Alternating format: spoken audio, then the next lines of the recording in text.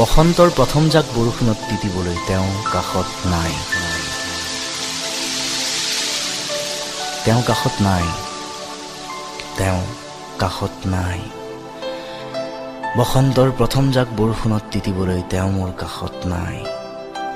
তেওঁৰ চুলিতাৰিৰ নিদ্ৰাত সপোন ৰচিবলৈ তেওঁ মোৰ কাষত নাই। তেওঁৰ চূৰ্ণি টানি তেওঁক জোকাবলৈ তেওঁ মোৰ কাষত নাই। কথা আছিল বসন্তৰ প্ৰথম জাক বৰষুণত আমি তিতিম একেলগে।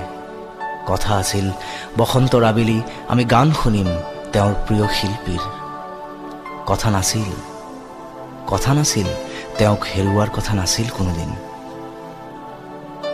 মৰম মানে নহয় সোণৰে কাৰেংঘৰ ঐ, ধুমুহা আহিলে নাথাকে সেউজে ৰৈ। তেওঁ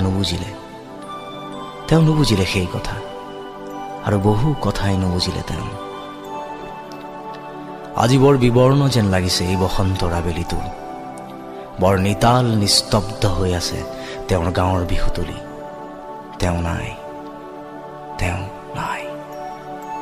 অথচ প্ৰতিবাৰৰ দৰেই কিদৰে যে লহ পহকৈ ফুলি উঠিছে চাৰিওফালে ফুলবোৰ।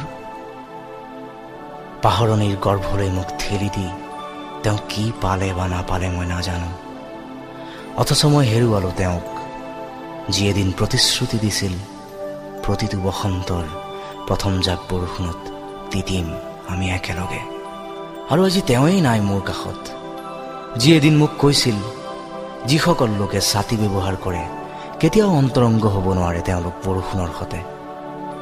অথচ তেওঁ এদিন গুচি গ'ল মোৰ কাষৰ পৰা ছাতি বিচাৰি কৰবালৈ। আৰু মই তিতি বুঢ়ী তেওঁৰ প্ৰেমত ৰৈ থাকিলো একে ঠাইতে বসন্তৰ বৰষুণৰ আবেলি।